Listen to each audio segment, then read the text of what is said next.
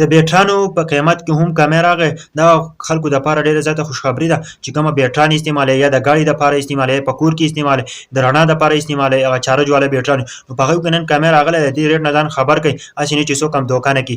او د کلي نه به یې نو مکمل تفصیلات درته شریکومه، خو ټولو ته مې خواست دی چې دا ویډیو د نورو ملګرو سره شیر کړئ. تاسو ته پته شته چې په دې لږ وخت کې اوړه هم را ارزان شول، د هغه نه پس سیمټ هم را ارزان شول، خو اوس بله خوشخبري راغله و چې بیټرانې به هم را ارزانې شوي. نو مکمل تفصیلات تاسو ته پته شته چې غټ سایز والا بیټري به تقریبا موږ ته په 40,000 میلاوېدله یا په 38,000 میلاوېدله، نو تاسو ته به اوس په 35,000 میلاوېږي، او دا به د کله نه میلاوېږي، هسې نه چې تاسو نن ځئ یا سبا ځئ. نو ملګرو د 15 مۍ نه وروسته په 12 بجې نه به وروسته دا ریټ راکمېږي. ملګرو تاسو ته پته شته چې لکه اوس 35,000 والا بیټري ده، تاسو ته په 30 میلاوېږي، او 30 والا چې ده نو هغه به تاسو ته په 20 میلاوېږي. نو دا یو نوی ریټ راغلی دی، نو دې نه ځان خبر کړئ او دا ویډیو ورسره نور ملګرو سره هم شیر کړئ. ډېر غټ کمی پکې راغلی دی.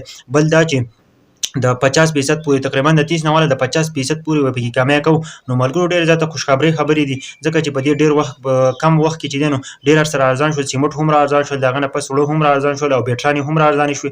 نو کوشش کوئ چې دا یو څو ورځې چې دي نو د لږ صبر وکړئ. که څوک هم بیټرانې اخیستل غواړي، کور له اخیستل غواړي یا ګاډي له اخیستل غواړي، نو تاسو یو څو ورځې صبر وکړئ چې کله د 15 مۍ نه وروسته تاسو بیټرانې اخلئ نو تاسو ته به په ښه ریټ میلاوېږي، تاسو ته به ښې میلاوېږي. نو تاسو یو څو ورځې ضرور صبر وکړئ او بیټرانې واخلئ ښې.